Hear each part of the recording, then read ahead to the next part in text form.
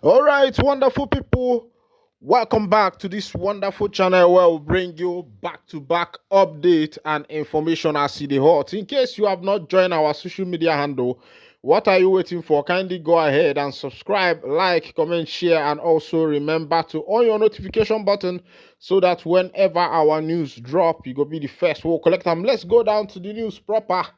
Ndị Yoruba people has asked Ndi Igbo to get ready to step out of Lagos, to get ready to leave Lagos. That is the information dropping on my table this morning.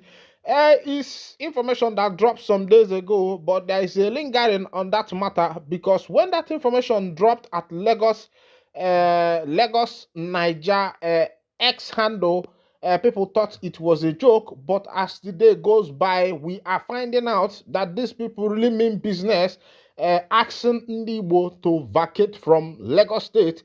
And on the other side, I would say Ndi Igbo nto a little bit. Remember that our slogan given to us by our forefathers is that Akuruolo Amaronye Bataria. But as it is, Ndi Igbo forgot that particular slogan, forgot why their fathers said Akuruolo. Am I right, Bataria? They started making a lot of investment in other cities and towns. I'm not saying that it is bad, but at least as it is now, the world has opened eyes, and our people should be sensible enough to come home and develop their hometown and pressure on the government to give them good road infrastructure, railways, and good waterways.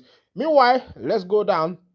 A former deputy national chairman of the People's Democratic Party, Bode George, has described as idiotic and arrant nonsense recent campaign by some faceless group asking Igbo people to leave Lagos. Recent campaigns on social media by an amphibious group, Lagospedia, had especially in the build-up to the end bad government nationwide process at the Igbo to leave Lagos within a specific time. Many Nigerians of goodwill have condemned the campaign, describing it as bigotic. That type of campaign is arrant nonsense. It is sheer stupidity, George told News Agency of Nigeria in Lagos. George, a retired Navy Commodore who is a Lagos indigene, spoke on the sideline of an interactive section with the media on the state of the nation held at his office in Ikoyi. It is nonsense. I say it is arrant nonsense. Why should we be saying that the Igbo people should leave? We have grown with them here. I had known them. We played local footballs together. I think those who are proposing or talking about it are not Lagos indigenes themselves. In Lagos, we welcome traders. Bring your wares, we look at it, we buy it. You make your money, we give you land to build. That is the culture of Lagos. Those who are proposing this nonsense have no bearing, no family connection to Lagos. This one is coming from George Bode, a wise man who knows the importance of Ndi Igbo. Of course, there is this video trending online. I will find it and bring it to you. Where in Kenya, Kenyans believe that if you see any man drinking Hennessy, that man must be an Igbo man. He must come from Nigeria. And of course, you know that the Nigerian people who travels are Ndi Igbo. On another information dropping, government invade ESN commander residence, kill security dog, loot valuables in Edo. Let's go down to the full detail of the information. Government have invaded the residence of Edo State Security Network commander of Sakpamba Axis, Mr. Stanley Aigbe, killing his security dog and looting his property in Ekwavoma community in Ikpoba Oha local government area, narrating how he escaped the assassin attempt. Commander Aigbe accused a certain police inspector and others of masterminding the attack. You can see, let me rephrase that again. He said he accused some security, a DPO of masterminding the attack. Look at that information. He said, narrating how he escaped the assassinating attempt, Commander Aigbe accused a certain police inspector and others of masterminding the attack on his residence. According to Aigbe, he said that the people who brought the attack to his residence, the masterminds behind the attack was a police inspector and some other people. And the question is, what is the case behind? Something must have happened behind for Aigbe to have been saying this thing.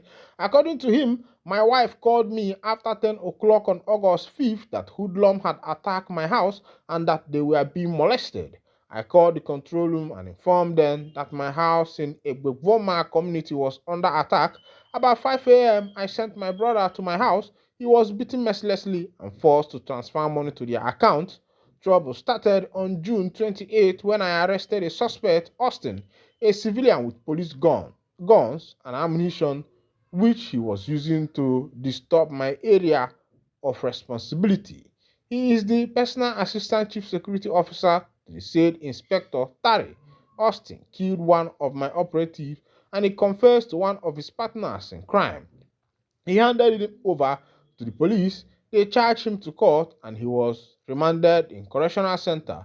Ever since the arrest of Austin, he said Inspector Tari has been threatening to kill him. About 1 a.m. on August 5, 2024, he said the Inspector Tari and his group of thugs armed with guns and other dangerous weapons invaded my house with the intent to kill me, but he was not at home. They met my wife and children, beat them up mercilessly, gunned down my security dog, and destroyed my property. The police have never invited me for any allegation or petition against me to attract such attack on my house, Aigbe said. This one is happening in Edo State where a policeman is entering into Kamba Yahayaha with a security officer who arrested a civilian with a police gun. According to the man, he said that this is what is bringing the trouble. And the question is, what is the interest of Inspector Tari in this matter? What is the interest of Inspector Tari? As it be, Donald Trump helicopter crash. Oh, say Taylor. Donald Trump, the former president of America and also the flag bearer of the Republican Party, news has it that his helicopter crashed. Many are intrigued by Donald Trump's recent helicopter crash account, which has stirred significant attention and curiosity. The tale involving a near-death experience with former San Francisco Mayor Willie Brandt, Kamala Harris' ex-boyfriend, has sparked widespread speculation. People are eager to understand the details and the truth behind the dramatic account. So, what exactly happens in Trump's helicopter crash story and how does it connect to other events? Here is everything you need to know. During a recent press conference at Mar-a-Lago, former President Donald Trump recounted a dramatic near-death experience. He claimed it occurred during a helicopter ride with Willie Brown, the former San Francisco mayor and Kamala Harris' ex-husband. That one is in politics. Donald is trying to bring up some things that will intrigue the people. Nigeria needs referendum to avoid repeat of Czechoslovakia, Anyoku tells Tinubu. Chief Emeka Anyoku, former Commonwealth Secretary General, made the call when he led the Patriots on a visit to the president on Friday. Anyoku, while briefing State House correspondent after the meeting, said the leaders of thought conveyed to the president the view that Nigeria needed a people's democratic continuation. Nigeria, we affirm to Mr. President, is a pluralistic country, and you know that pluralistic country exists all over the world. Those of them that address their pluralism by having true federal constitution have survived. The examples are India and Canada. But those pluralistic countries that fail to address their basic challenges of pluralism through a federal constitution have ended up disintegrating. Examples of that are Yugoslavia, Czechoslovakia, and here in Africa, Sudan, said Anyoku. He said Yugoslavia and Czechoslovakia existed for as many as 100 years as one country, but eventually disintegrated because they could not manage their pluralism through a truly federal constitution. And we put some proposal to Mr. President and urge him to send an executive bill to the National Assembly, a bill that we call for two essential measures. One, the convening of a National Constituent Assembly to be mandated to produce a new draft constitution. And we suggest that such a National Constituent Assembly should consist of individuals elected by people on a non-party basis. Say, for example, 3 individuals per state, each of the 36 states, and 1 from the Federal Capital Territory, said Anyaku.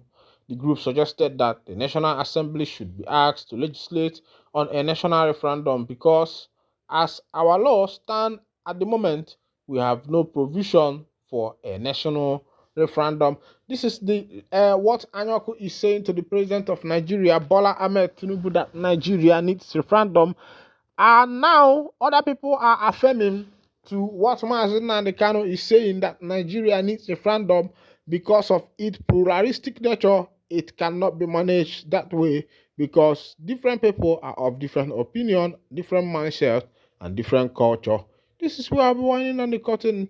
And if this is your first time of listening, thank you. God bless you.